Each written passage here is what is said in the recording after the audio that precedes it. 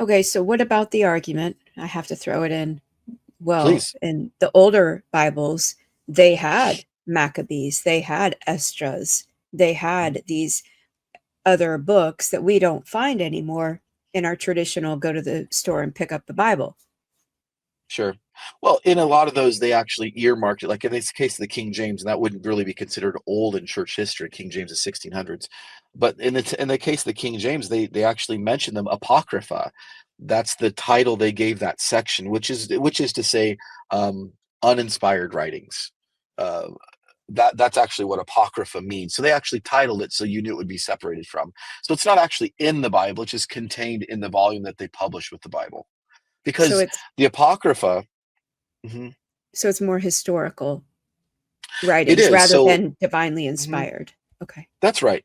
Because Malachi, where our Old Testament leaves off, and Matthew are separated by 400 what we call silent years. God was not communicating to anybody. There's 400 years, and so time is still going on. Alexander the Great conquers the world. The world becomes Hellenized.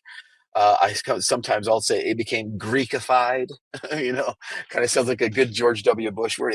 Greekified. It's like the wrong word. Hellenized means it became like Greece. And so these 400 years are moving on, and so the King James translators wanted you to know, hey, here's some historical books that may be of value that are very popular during these 400 silent years. At least you can know what was going on. I mean, Second Maccabees, is it second or first? I always forget. First Maccabees is the recording of what Hanukkah is, the The revolt. Maccabean, yeah. Yeah, the Maccabean revolt against Antiochus Epiphanes and the desecration of the temple. That's all in that. We understand that that's good historical information. It's not scripture, but yeah. So that actually is not a good argument for doctrine. Okay. So holding them up and trying to form a summation from those books and try and call it biblical is absolutely not correct. It'd be like the Encyclopedia Britannica. Yeah, I would use it the same way. Okay. It's somebody that lived in this time period wrote this down and said these things.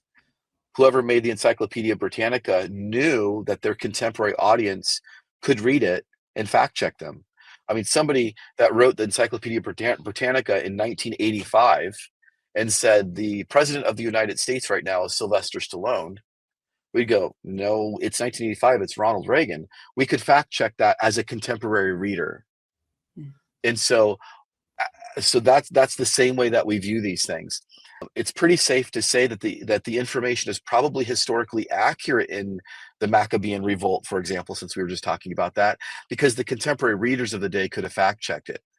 But we take it as the Encyclopedia Britannica in the sense that it's historical information, but it's not inspired scripture. And that's why the King James translators put the phrase apocrypha on it. So that they actually even put very specifically end of the Old Testament, apocrypha, beginning of New Testament. They were very careful, and so that you knew it was historically chronologically there, but it wasn't inspired.